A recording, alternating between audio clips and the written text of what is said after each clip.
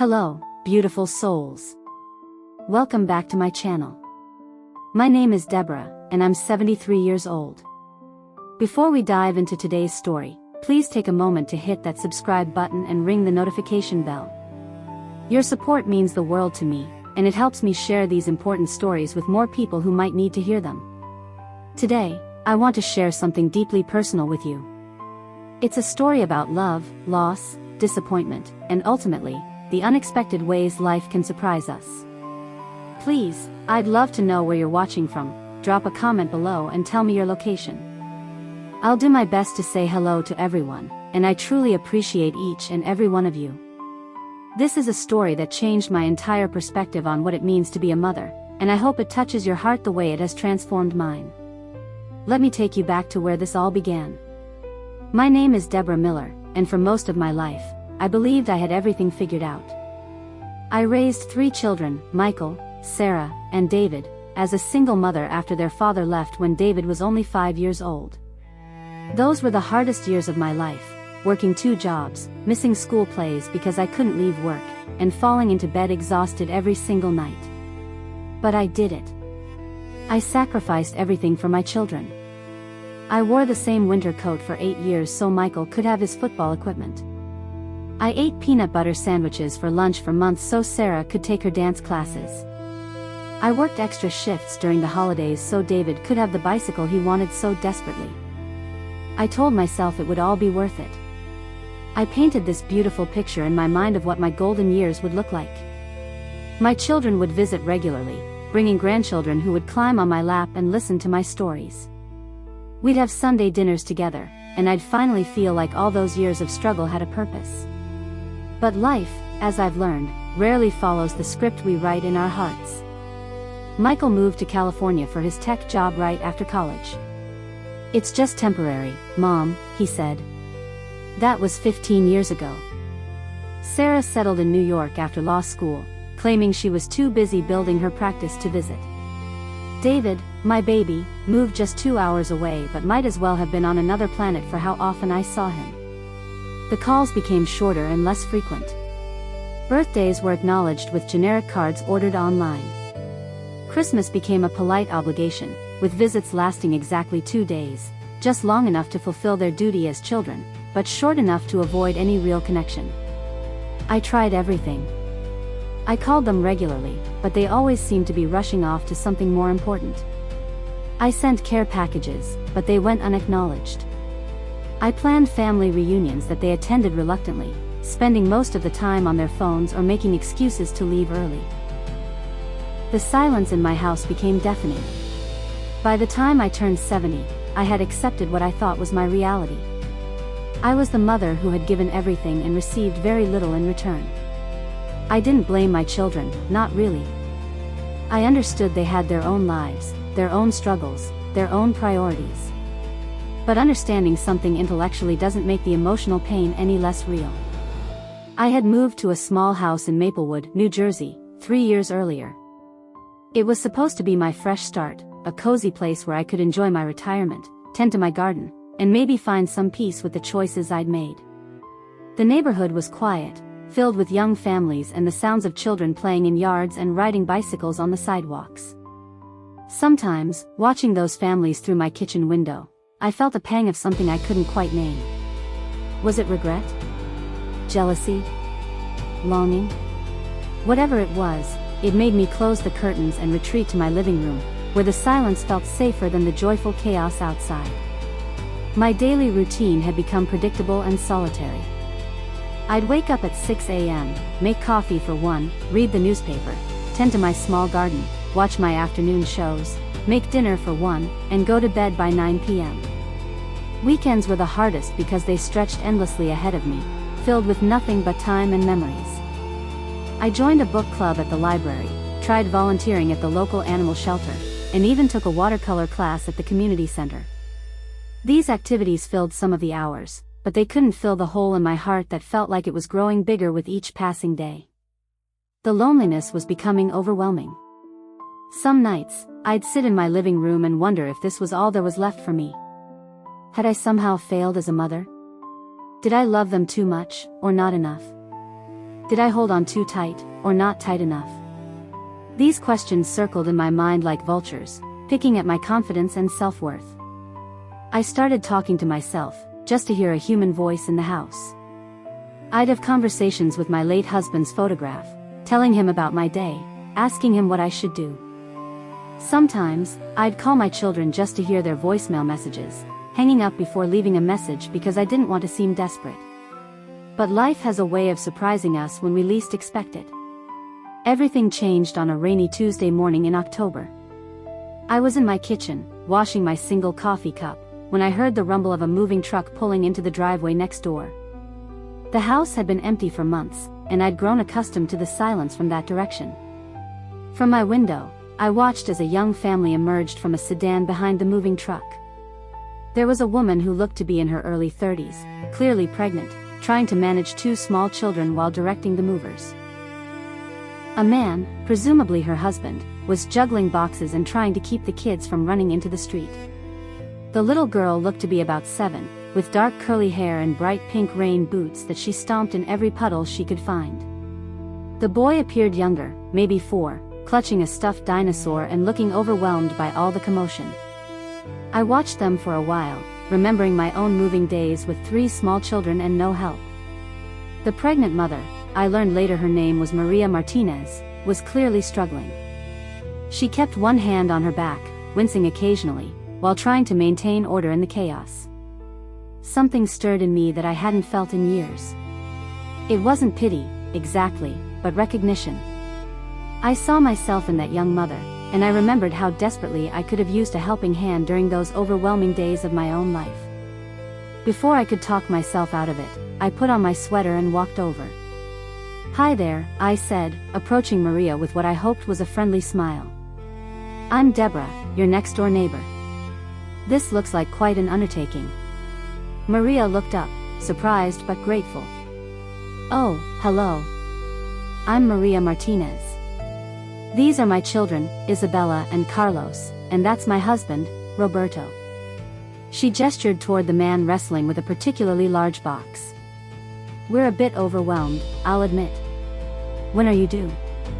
I asked, nodding toward her belly. 3 months, she said, then laughed. "Perfect timing for a major move, right?" Without thinking, I heard myself say, "Can I help? I could watch the children for a bit while you focus on directing the movers, or I could make some sandwiches for everyone. Moving is exhausting work." The relief that crossed Maria's face was immediate and profound. "Would you really? That would be incredible. I feel like I'm about to lose my mind trying to keep track of everything." And just like that, I found myself with 2 small children in my house for the first time in decades. Isabella, the 7-year-old, was shy at first, staying close to her little brother Carlos, who hadn't let go of his dinosaur since I'd met him. I made them peanut butter and jelly sandwiches, the same kind I used to make for my own children, and gave them milk in the special glasses I'd been saving for grandchildren who never visited. Isabella's eyes lit up when she saw the cut crystal glasses. "These are so pretty," she whispered, as if she were afraid to speak too loudly. "They belong to my grandmother," I told her. "She always said that beautiful things should be used, not just looked at." Carlos, meanwhile, had discovered my collection of ceramic figurines on the living room shelf. "Don't touch those, Carlos," Isabella scolded in the bossy voice of an older sister. "It's okay," I said, lifting a small elephant down from the shelf. "This one's special. His name is Peanut, and he's been waiting for someone to play with him." The joy on Carlos's face as he carefully held the figurine made something crack open in my chest. When was the last time I'd seen that kind of pure, uncomplicated happiness? We spent the afternoon together while their parents worked. Isabella told me about her old school and how nervous she was about starting at a new one. Carlos showed me how his dinosaur could roar in 3 different ways. They helped me water my plants, with Isabella carefully measuring the water and Carlos providing important commentary on which plants looked the thirstiest. When Maria came to collect them that evening, both children protested. "Can we come back tomorrow?" Isabella asked. "Mrs. Deborah has the best snacks," Carlos announced solemnly. Maria looked embarrassed. They don't need to bother you. They're not bothering me, I interrupted, and I realized I meant it completely. They're welcome anytime. That night, I sat in my living room, still smelling the faint scent of children's shampoo and hearing the echo of their laughter. My house felt different somehow, not empty, but expectant, as if it were holding its breath for something wonderful to happen. What started as a neighborly gesture evolved into something much deeper over the following weeks. Maria, I learned, was struggling more than she'd let on during that first meeting. Roberto worked long hours at a construction company, often leaving before dawn and returning after dark. Maria was trying to manage a new pregnancy, settle 2 children into a new neighborhood and school system, and deal with the isolation of being far from her extended family, who had remained in Arizona. I began offering to pick up Isabella from school on the days when Maria had doctor's appointments or was simply too tired to make the walk. The first time I appeared at the school pickup line, Isabella's face broke into such a brilliant smile that several other mothers turned to see what had caused such joy. "Mrs. Deborah," she called out, running toward me with her backpack bouncing. "You came." "Of course I came," I told her, taking her small hand in mine. I said I would. It was such a simple exchange, but it meant everything to both of us. I had forgotten the satisfaction of being someone a child could count on, and Isabella had found an adult who kept her promises. Our afternoon routine developed naturally. Isabella would do her homework at my kitchen table while I prepared snacks, sometimes cookies fresh from the oven, sometimes sliced apples with peanut butter, always something made with love rather than pulled from a package. Carlos would arrive when Maria picked him up from daycare, and we'd have what Isabella dubbed story time. I began reading to them from books I'd saved from my own children's childhoods. Carlos loved Where the Wild Things Are, demanding that I do different voices for all the wild things. Isabella preferred chapter books, and we worked our way through Charlotte's Web, with both children gasping at the dramatic moments and cheering for Wilbur. But it wasn't just the structured activities that mattered. It was the small moments, Carlos falling asleep on my lap during a movie, Isabella asking me to braid her hair because, "You do it better than Mama," the way both children would run to my front window to wave goodbye when they left each evening. Maria began staying for coffee when she picked up the children, and slowly, I learned her story. She and Roberto had moved from Arizona chasing a better job opportunity for him, leaving behind her parents, 3 sisters, and the community support system she'd relied on since Isabella was born. "I thought it would be an adventure," she told me one afternoon, her hand resting on her growing belly. "But mostly it's been lonely. The other mothers at Isabella's school are nice enough, but they have their established groups, their history together. I feel like an outsider looking in." I understood that feeling more than she could know. Roberto tries to help, but he's exhausted when he gets home, and weekends are filled with all the things we can't do during the week. Sometimes I feel like I'm drowning, and I don't want the children to see that. "You're not drowning," I told her firmly. "You're adjusting. There's a difference." As the weeks passed, I found myself looking forward to each day in a way I hadn't for years.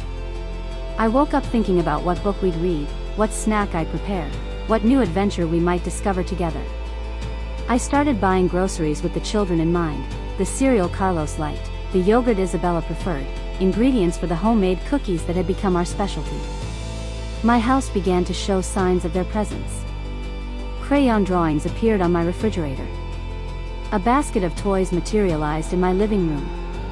Child-sized chairs were pulled up to my kitchen table.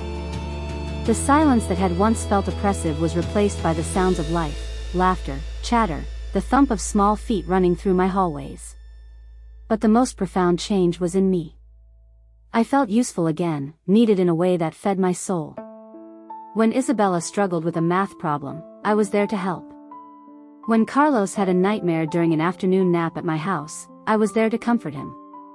When Maria needed someone to watch the children during a doctor's appointment, I was there, reliable and ready. I began to realize that these children were filling a void in my life that I hadn't even fully acknowledged.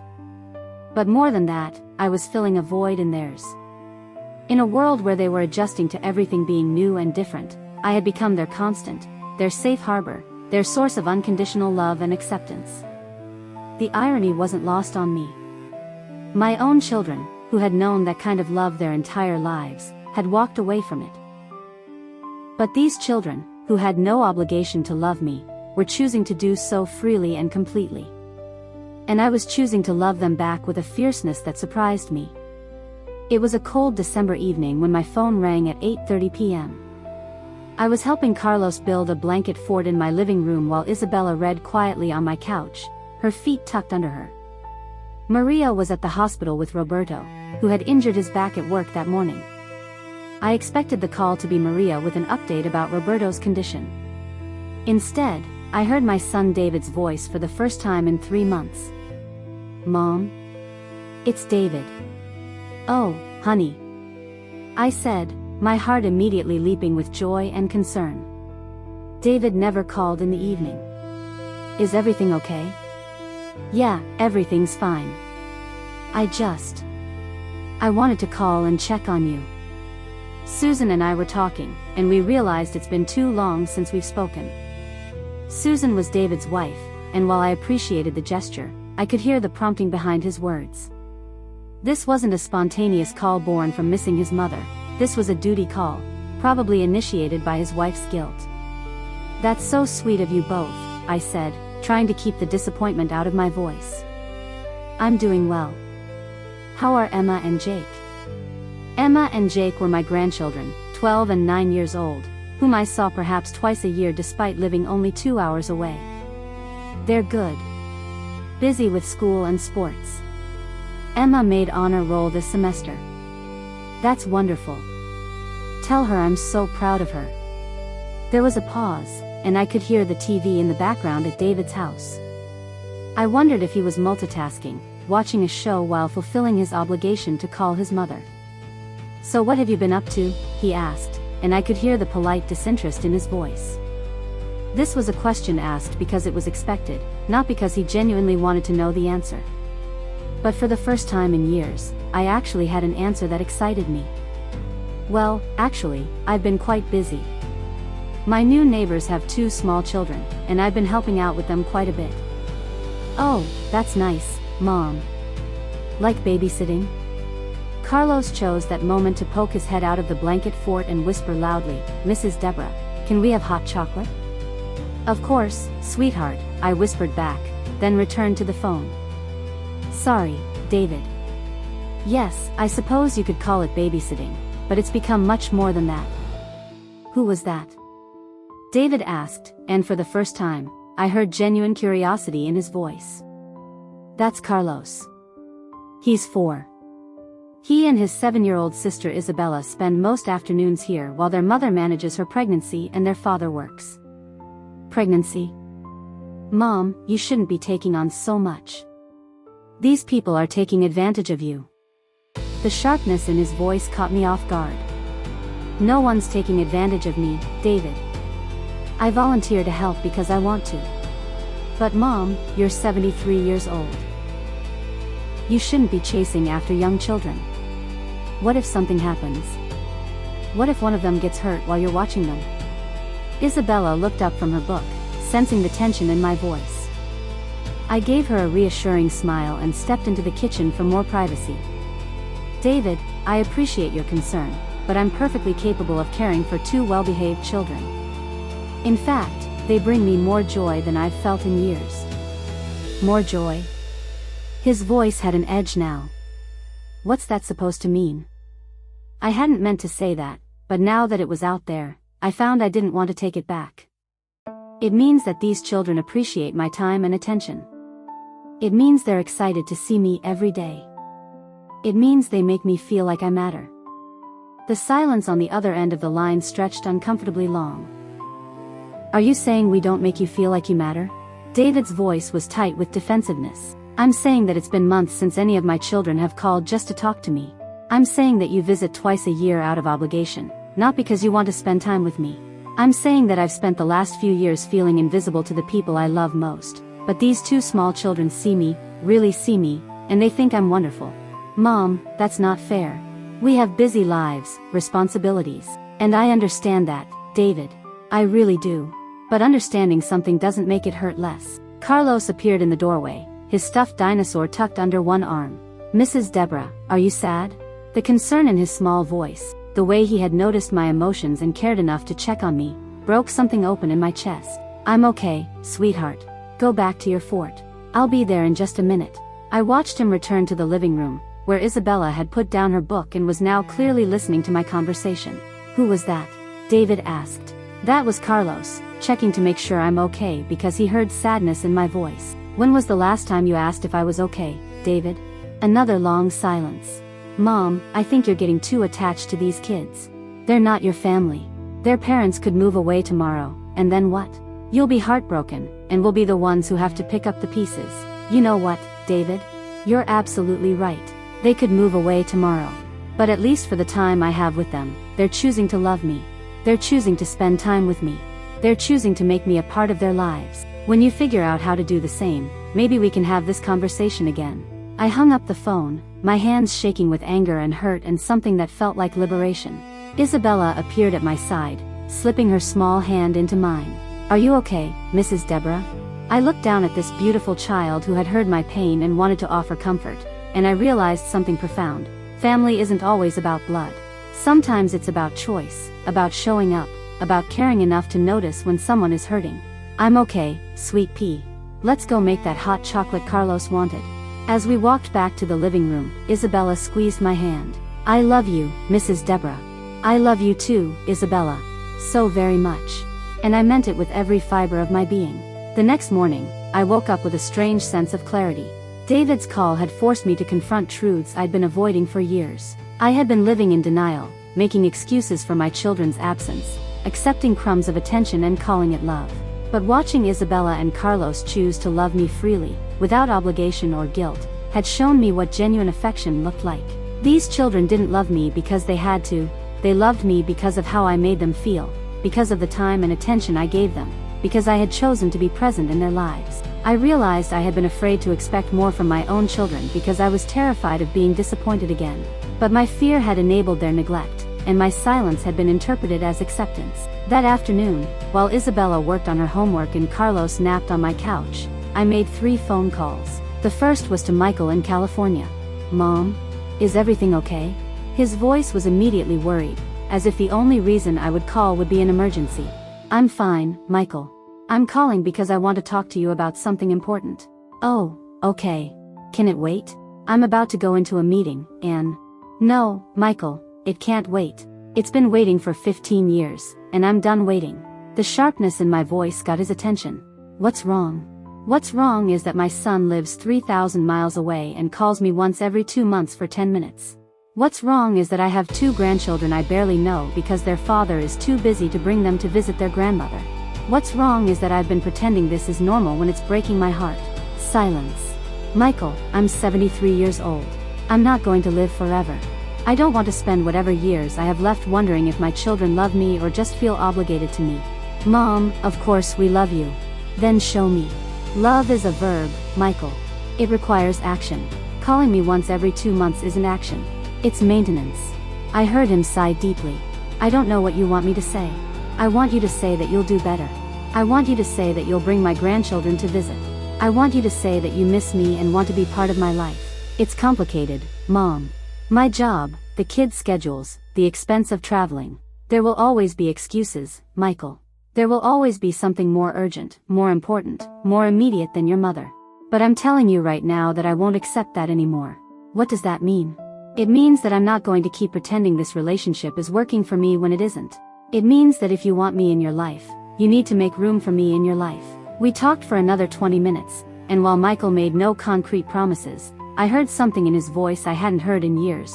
Recognition that his behavior had consequences, that his choices were hurting someone he claimed to love. The second call was to Sarah in New York. It followed a similar pattern. Initial panic that something was wrong, defensiveness when I explained what I wanted to discuss, and ultimately a grudging acknowledgement that maybe she could do better. I never realized you felt so abandoned, she said, and I believed her. Sarah had always been focused, driven, somewhat oblivious to the emotional needs of others. I thought you understood how demanding my practice is. I understand that your work is important to you, Sarah. But I need to know that I'm important to you too. Of course you are, Mom. Then prove it. Make time for me. Not duty time, not obligation time, but real time where you actually want to be with me. The third call was the hardest, because David lived closest and therefore had the fewest excuses. I've been thinking about our conversation last night, I told him. And I realize I need to apologize. Oh, Mom, you don't need to. Yes, I do. I need to apologize for enabling your behavior for so long that you thought it was acceptable. I need to apologize for not speaking up sooner about how your absence affects me. And I need to apologize for what I'm about to say next. What are you going to say? I'm going to say that if you can't figure out how to be a better son, then maybe you shouldn't be my son at all. The gasp on the other end of the line was audible. I don't mean that I would disown you, David.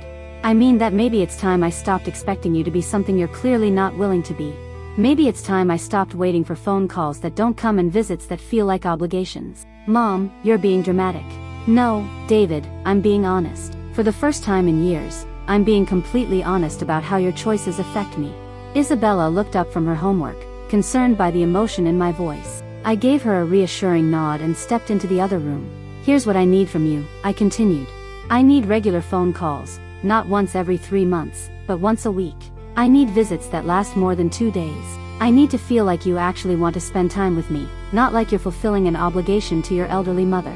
And if I can't do that, then I'll stop expecting it. I'll stop being disappointed every Sunday when you don't call. I'll stop hoping every holiday will be different. I'll stop living for a relationship that only exists in my imagination. That sounds like an ultimatum. It's not an ultimatum, David. It's a boundary. I'm 73 years old, and I refuse to spend whatever years I have left feeling unwanted by my own children. After I hung up, I sat in my kitchen for a long time, feeling emotionally drained but strangely liberated. Isabella appeared beside my chair, wrapping her small arms around my neck. Are you okay, Mrs. Deborah? I hugged her back, breathing in the scent of her strawberry shampoo. I'm okay, sweetheart. Sometimes grown-ups have to have difficult conversations. Were you talking to your children? The question caught me off guard. I hadn't realized she'd been listening so closely. Yes, I was. Don't your children want to talk to you?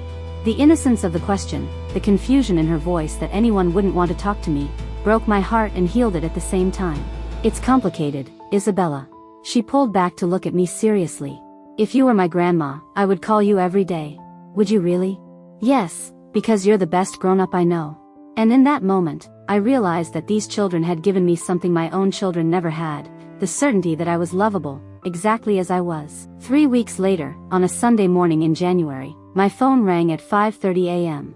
It was Roberto, and I could hear the panic in his voice before he even spoke. Deborah, I'm so sorry to call so early, but Maria went into labor in the night. She's only 7 months along, and they had to take her by ambulance to the hospital in Newark. The children are still asleep, and I need to get to Maria, but I can't leave them alone, and I don't know who else to call. Bring them here, I interrupted. Right now. Don't worry about anything else. Are you sure? I don't know how long. Roberto, bring me those children. Maria needs you, and they need to be somewhere safe. We'll figure out everything else later. 20 minutes later, Roberto appeared at my door with 2 pajama-clad children, their hair messy from sleep, clutching their stuffed animals and looking confused and frightened. Mama had to go to the hospital, Isabella whispered, her eyes wide with worry. The baby is trying to come too early. I knelt down to her level and took both her hands in mine. Your mama is going to be okay, and so is the baby. The doctors know exactly how to help them both. You're going to stay with me until your parents come home. What if the baby dies? Carlos asked, his dinosaur pressed against his chest. The question hung in the air like a dark cloud. Roberto looked stricken. Clearly this possibility had occurred to him too, but he hadn't wanted to voice it in front of the children. We're going to hope for the best and take care of each other while we wait for news, I told them firmly. That's what families do. Roberto left for the hospital, promising to call as soon as he had any information.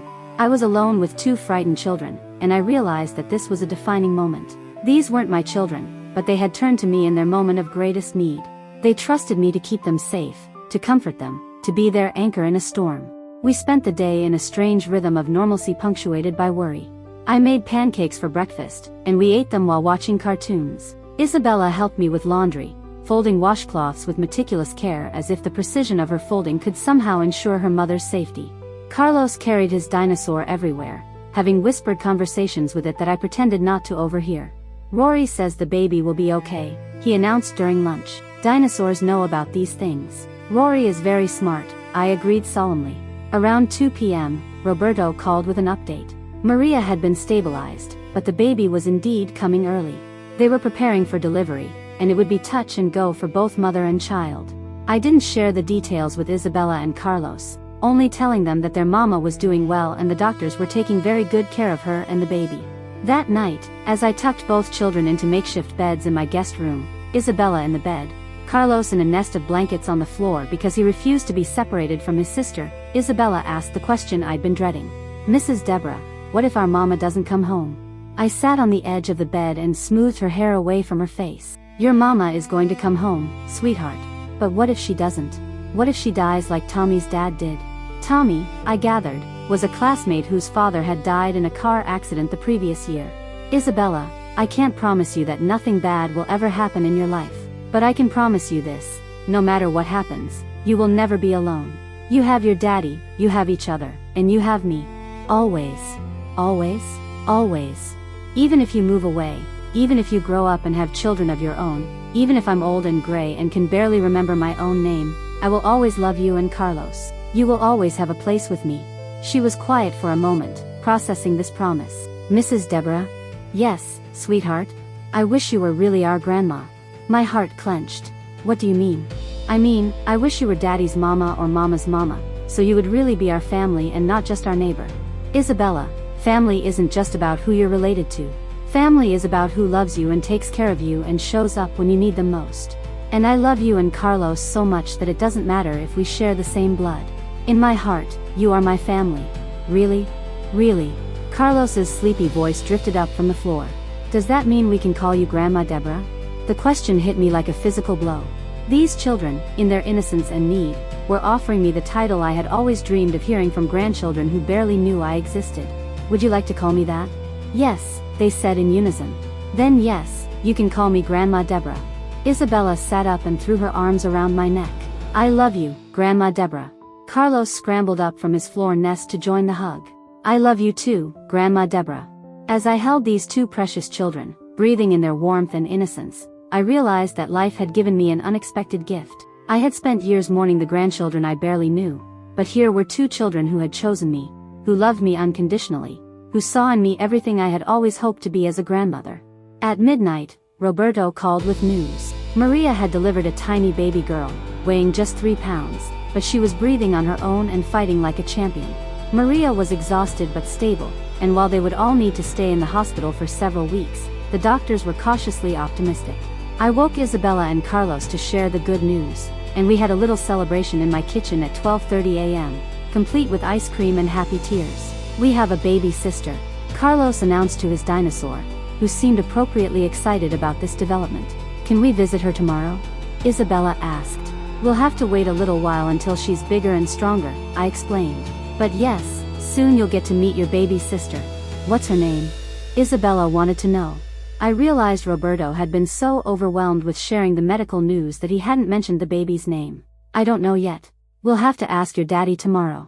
As I tucked them back into bed, this time with much less anxiety and much more joy, Isabella asked, "Grandma Deborah, will you help take care of our baby sister too?" "If your parents want me to, then yes, would love to help take care of her." "They'll want you to," Carlos said with certainty. "You take the best care of everyone." The children ended up staying with me for 5 days while Maria and baby Sophia, as she was eventually named, remained in the hospital. Those 5 days were some of the most exhausting and fulfilling of my entire life. I remembered the rhythm of caring for small children, the constant needs, the emotional ups and downs, the way they could drive you to distraction one moment and melt your heart the next. But I also remembered the joy, the satisfaction of being needed, the sweet weight of a small body falling asleep against your shoulder. On the 4th day, Wednesday afternoon, while Isabella was at school and Carlos was napping, my doorbell rang. I opened it to find my son David standing on my porch, looking uncomfortable and somewhat angry.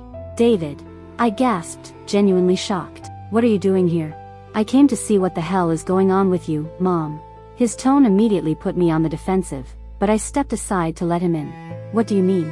"I mean, Susan ran into Mrs. Patterson at the grocery store yesterday, and she said she saw you at the school pickup line with some little girl, and that you've been playing house with some neighbor's kids. She said it looks like you've completely lost your mind."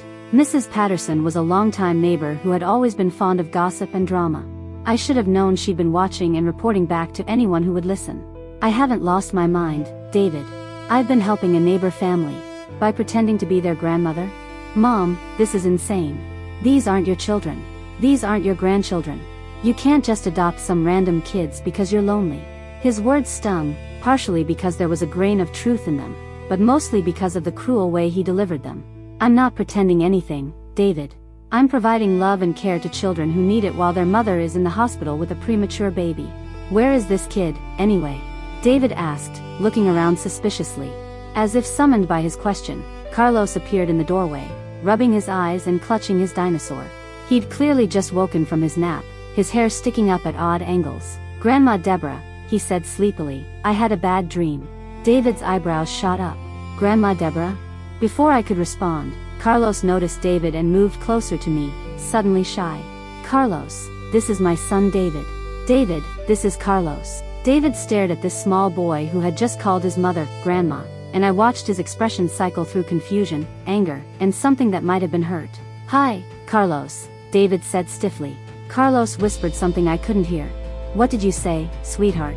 I asked, kneeling down to his level. Is he mad at you? Carlos whispered, but loud enough for David to hear. No, honey, he's not mad at me. He's just surprised to meet you. David's face softened slightly at Carlos's obvious concern for me, but his voice remained cold. Mom, can we talk privately? I led David into the kitchen while Carlos settled onto the living room couch with his dinosaur and a picture book. Mom, this is crazy, David hissed in a low voice. You're letting these kids call you Grandma? What happens when they move away? What happens when their parents decide they don't need you anymore? The same thing that happened when my own children decided they didn't need me anymore. I shot back. I'll adjust. David flinched as if I'd slapped him. That's not fair, Mom. Isn't it? David, you visit me twice a year. You call me once every 2 or 3 months. Your children barely know me. But this little boy and their worries about my feelings. He notices when I'm sad. He tells me he loves me every single day. So don't lecture me about what's fair. But they're not your family. Neither are you, apparently. The words hung in the air between us like a toxic cloud. David's face went white, then red. I can't believe you just said that. I can't believe it took me this long to say it. We stared at each other across my kitchen table, and I realized that this was the conversation we should have had years ago. All the hurt, all the disappointment, all the unmet expectations were finally out in the open. You know what, Mom? Maybe you're right. Maybe we're not your family anymore. Maybe you've replaced us with these kids who are young enough to think you're wonderful. His words were designed to hurt, and they did. But they also clarified something for me. David, I didn't replace you. You replaced yourselves. You replaced me with your busy schedules, your important commitments, your grown-up lives that had no room for your mother. These children didn't take your place. They filled the space you left empty. Carlos appeared in the doorway, looking worried. Grandma Deborah, why are you crying? I hadn't realized I was crying until he mentioned it. David looked stricken as he watched this small boy rush to comfort me. I'm okay, sweetheart, I told Carlos, wiping my eyes. Sometimes grown-ups get sad when they talk about difficult things. Carlos climbed onto my lap and wrapped his arms around my neck. Do you want me to read you a story? Stories always make me feel better. The simple, pure offer of comfort from this 4-year-old child, contrasted with the harsh words from my own son, created a moment of clarity that changed everything. That would be lovely, Carlos. Why don't you pick out a book? As Carlos ran back to the living room, David sank into a chair at my kitchen table. Jesus, Mom, he whispered. What have we done to you? That afternoon marked the beginning of the most honest conversations I'd ever had with any of my children.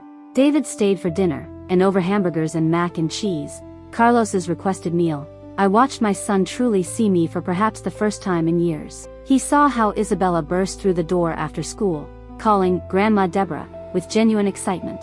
He saw how both children automatically helped clear the table and seemed genuinely interested in the stories I told. He saw how they included me in their games, sought my opinion on their drawings, and cuddled against me while we watched a movie. But most importantly, he saw how happy I was, how engaged, how vital, how needed. I had forgotten, he said quietly while the children played in the living room after dinner. I had forgotten how good you are with kids. I raised 3 of them, I reminded him gently. I know, but I guess I never thought about whether you missed it. Whether you missed being needed that way. I missed all of it, David.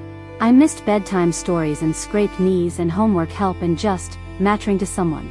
You matter to us. Do I? When was the last time Emma or Jake asked for me specifically?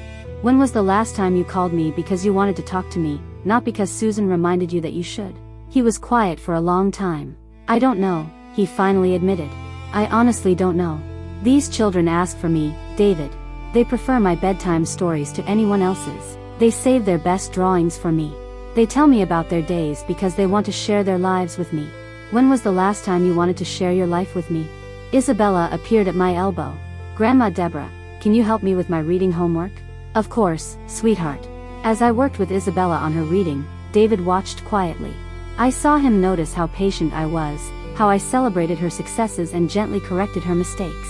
I saw him remember, perhaps, his own childhood moments at this same kitchen table. After the children went to bed, David and I talked until nearly midnight. He told me about his marriage, his work stress, his fears about raising his own children in an increasingly complicated world. I listened in a way I hadn't been able to for years, because for the first time in a long time, he was actually talking to me, not at me. I think somewhere along the way, he said, we started thinking of you as just there. Always available, always ready to understand when we couldn't visit, always ready to accept whatever scraps of attention we threw your way. You did think that. And that was wrong. It was incredibly selfish and wrong. Yes, it was. He looked surprised that I agreed so readily. I spent years making excuses for all of you, I continued. I told myself that you were busy, that you had your own lives, that I should be grateful for whatever contact I got. But watching these children choose to love me, watching them prioritize time with me, has shown me what I was missing. We do love you, Mom. I know you do, David. But love without action is just sentiment. These children love me with their time, their attention, their affection. They love me with their trust and their need and their desire to make me happy. So what do we do now? It was the first time any of my children had asked me what I needed rather than telling me what they could or couldn't give. I don't know, I admitted. I know I can't go back to the way things were. I can't go back to waiting for phone calls that don't come and visits that feel like obligations. I can't go back to feeling grateful for crumbs. What if we want to do better? What if we want to try? Then you'll have to prove it. Not with words, but with actions. Not with promises, but with presence. David was quiet for a long moment. Can I meet them officially tomorrow? Isabella and Carlos? Can I take them to lunch or something, as your grandson's grandmother? The question caught me completely off guard. You want to spend time with them? I want to understand what they see in you. I want to remember what I forgot. And for the first time in years, I saw my son not as a disappointing adult who had abandoned me, but as a man trying to find his way back to something important he had lost. The next day, David took Isabella, Carlos, and me to lunch at a family restaurant with a play area. I watched, amazed, as my son, who had seemed so uncomfortable around the children initially, gradually relaxed and began to engage with them. Carlos, never one to remain shy for long, regaled David with stories about his dinosaur collection and his theories about which dinosaurs would win in various battles. Isabella, more reserved but equally charming, showed David her latest school artwork and explained her ambitious plans for her upcoming science fair project. Your grandma is helping me build a volcano, she told David proudly. She knows about baking soda and vinegar and chemical reactions. She does? David looked at me with surprise. I didn't know you knew about science fair projects. There's a lot you don't know about me anymore, I said gently. But there's a lot I'd like you to know, if you're interested. Over lunch, something beautiful happened. David began asking the children questions, not polite, adult-to-child questions, but genuine, interested questions. He asked Carlos about his favorite books and listened to Isabella's detailed explanation of her math homework with actual attention. More importantly, he began asking me questions too. When Isabella mentioned that I made the best cookies in the whole world, David asked for the recipe. When Carlos talked about our afternoon walks around the neighborhood, David asked about my garden and seemed genuinely interested in my answers. Why didn't I know you were interested in gardening? He asked. Because you never asked, I replied simply. The truth of that statement hit him visibly. After lunch, while the children played on the playground equipment, David and I sat at a picnic table and had the most important conversation of our adult relationship. I want to do better, Mom. Not just me, but all of us. Michael and Sarah too. What does that look like, David? It looks like weekly phone calls that last more than 5 minutes. It looks like bringing Emma and Jake to visit once a month instead of twice a year. It looks like including you in our lives instead of just updating you on them. I felt a flicker of hope, but I had been disappointed too many times to trust it completely. And what if you can't maintain that? What if life gets busy again and the phone calls taper off and the visits become inconvenient? Then you call me on it.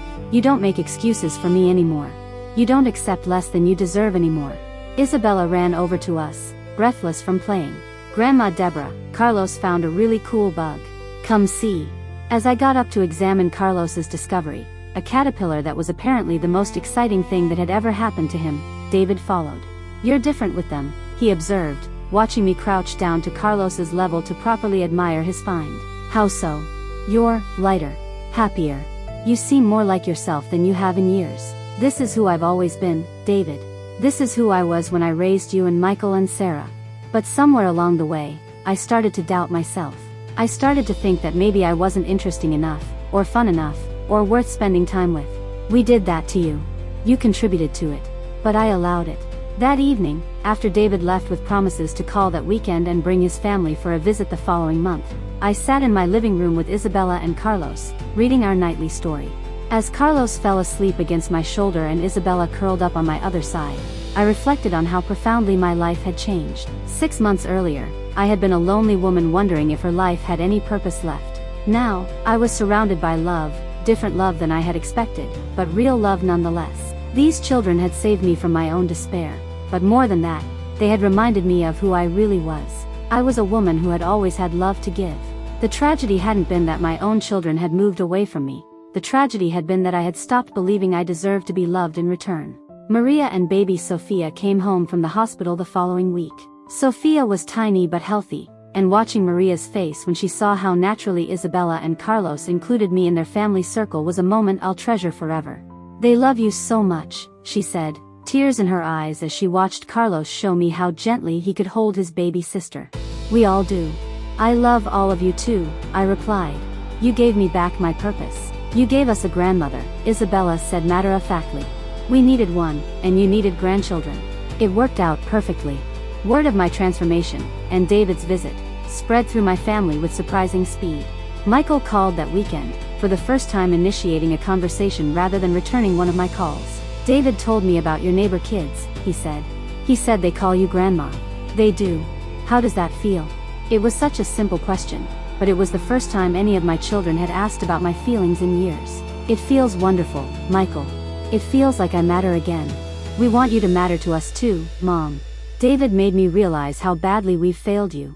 Over the next several months, my relationship with all 3 of my children began to change. Not overnight, and not without setbacks, but genuinely and substantially. Michael started calling every Sunday evening, and our conversations gradually evolved from polite updates to real discussions about our lives, our thoughts, our memories. He began planning a trip home for the summer, the first time he'd initiated a visit in over a decade. Sarah, always the most career-focused of my children, struggled more with the change. But even she began making an effort, sending longer emails, calling more frequently, and eventually admitting that she had always used work as an excuse to avoid the emotional labor of maintaining relationships. I'm good at being a lawyer, she told me during one of our increasingly honest phone calls, but I'm terrible at being a daughter. I don't know how to fix that. You fix it by showing up, I told her. You fix it by caring enough to try. David kept his promise about monthly visits, and slowly, Emma and Jake began to remember that they had a grandmother who was interested in their lives. Emma started calling me every Tuesday evening to tell me about her week. Jake began sending me photos of his baseball games and scout activities. But the most profound change was in me.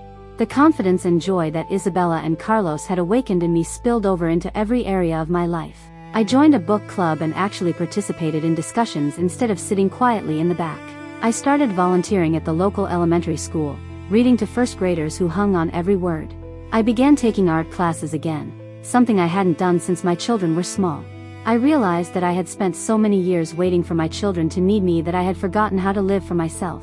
These neighbor children had reminded me that I was a complete person with interests, talents, and love to give, not just a mother waiting for her children to remember her existence. One evening, as I was helping Isabella with a particularly challenging homework assignment while Carlos played quietly with blocks on the floor and baby Sophia napped in her carrier, Isabella asked me a question that stopped me in my tracks. Grandma Deborah, were you lonely before we moved here?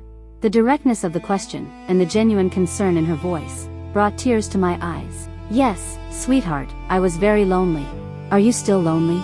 I looked around my living room, at Carlos humming to himself as he built an elaborate tower, at Isabella's homework spread across my coffee table, at tiny Sophia sleeping peacefully, at the family photos that now included pictures of all of us together. No, Isabella. I'm not lonely anymore. Good, she said with satisfaction. Everyone should have a family that makes them not lonely. You're absolutely right. That night, after Maria had collected the children and I was alone in my house, I didn't feel the old familiar ache of emptiness. My house was quiet, but it wasn't empty. It was full of love, full of purpose, full of the knowledge that tomorrow would bring small hands knocking on my door and voices calling my name and the sweet weight of being needed and wanted and cherished. As I write this story, it's been 2 years since the Martinez family moved in next door. In that time, I've learned lessons I never expected to learn at this stage of my life. I learned that love isn't finite, that loving Isabella, Carlos, and baby Sophia didn't take away from my love for my own children and grandchildren. Instead, it expanded my capacity for love and reminded me of all the ways love can be expressed and received. I learned that family can be chosen as well as born. The bonds I have with these children are as real and meaningful as any blood relationship, because they're built on daily choice, mutual affection, and genuine care for each other's well-being. I learned that it's never too late to set boundaries, to demand better treatment, to refuse to accept less than you deserve. My willingness to speak honestly with my own children about their neglect didn't destroy our relationships, it saved them. Most importantly, I learned that my worth isn't determined by whether other people recognize it. I am valuable because of who I am, what I offer, and how I choose to move through the world. The children saw that value immediately, but I had to remember it myself. My relationship with my own children continues to evolve. Michael visited last Christmas and spent an entire week with me, the longest visit in 15 years. He played board games with Isabella and Carlos, helped me make cookies, and seemed genuinely relaxed in a way I hadn't seen since he was a teenager. Sarah finally came for a visit last spring, her first in 3 years. She was initially awkward around the children, but by the end of her stay, she was reading bedtime stories and teaching Isabella about different countries around the world. David has kept his promise about monthly visits, and Emma and Jake now have a real relationship with their grandmother. More than that, they've formed friendships with Isabella and Carlos, creating a blended family that defies traditional definitions but works beautifully for all of us. The Martinez family has become integral to my life in ways I never could have imagined. Roberto built me a new garden bed as a thank you gift. Maria and I have become close friends, sharing coffee and conversation while the children play. Baby Sophia, now a toddler, toddles between her house and mine as if both belong to her equally. Gama, she calls when she sees me, her version of grandma, that melts my heart every single time. But perhaps the most beautiful part of this story is watching how love has multiplied rather than divided. When my own grandchildren visit now, they play with Isabella and Carlos like cousins. When Michael's family came for Christmas, all the children together turned my quiet house into a joyful chaos of laughter and games and storytelling. Isabella, now 9 years old, recently asked me, "Grandma Deborah, how come you have so many grandchildren now?" Because, I told her, love grows when you share it. Last month, I was invited to Isabella's school for Grandparents' Day. As I sat in that classroom, listening to her read a story she had written about my grandma Deborah, I looked around at all the other grandparents and realized how blessed I was. Some of these grandparents saw their grandchildren rarely, despite living nearby. Some were there out of obligation rather than joy. But I was there because a little girl had chosen me, had decided that I deserved the title of grandma, had seen value in me that I had almost forgotten existed. The story she read began, "My grandma Deborah is the best grandma in the world because she chose to love us, and we chose to love her back. She says that's the most important thing about family, that everyone chooses to be there." As I listened to those words, I realized that this entire experience had taught me something profound about the nature of love and family and belonging. We often think of love as something that happens to us, but real love, lasting love, is something we choose, again and again, every single day. My own children are learning to choose me again, and I'm learning to choose them back, but with boundaries and expectations that honor my worth. Isabella, Carlos, and Sophia choose me daily with their trust, their affection, their assumption that I will be there for them. And I choose them back, not as substitutes for the family I wished I had, but as additions to a life that has become richer and more meaningful than I ever dreamed possible. As I wrap up this story, I want to share some final thoughts with all of you watching. If you're a parent whose adult children have drifted away, know that it's never too late to have honest conversations about what you need from those relationships. Don't accept crumbs and call it a feast. You deserve better, and it's okay to ask for it. If you're an adult child who has let your relationship with your parents slide, consider what you might be taking for granted. Your parents won't be here forever, and the time you're not spending with them now is time you'll never get back. If you're feeling lonely or forgotten or like your life has lost its purpose, look around you. There might be people right in your neighborhood who could use what you have to offer. Love shared is love multiplied, and sometimes the family we need isn't the family we were born into, but the family we choose to create. To Isabella, Carlos, and Sophia, if you're old enough to watch this someday, thank you for saving my life. Thank you for seeing me, choosing me, loving me. Thank you for reminding me that I am enough, exactly as I am. To Maria and Roberto, thank you for trusting me with your most precious gifts. Thank you for welcoming me into your family and making room for my love. To my own children, Michael, Sarah, and David, thank you for doing the hard work of rebuilding our relationships. Thank you for proving that it's never too late to start over, to do better, to choose love over obligation. And to all of you watching, remember that every day is a chance to choose love, to show up for someone who matters to you, to be the person someone else needs you to be. Family isn't just about blood. It's about choice, about showing up, about seeing value in each other and choosing to honor that value with our time, our attention, and our love. I hope my story reminds you that it's never too late to find your people, whether they're the family you were born into or the family you choose along the way. Thank you for listening to my story. Please don't forget to subscribe to my channel, and I'll see you next time with another story from the heart. Until then, choose love. Always choose love. Thank you so much for watching. If this story touched your heart, please give it a thumbs up and subscribe for more real-life stories about love, family, and second chances. I'd love to hear your thoughts in the comments below. Have you ever found family in unexpected places? Have you had to rebuild relationships with people you love? Share your experiences. Your story might help someone else who needs to hear it. Don't forget to ring that notification bell so you never miss a new story. Until next time, remember, love shared is love multiplied.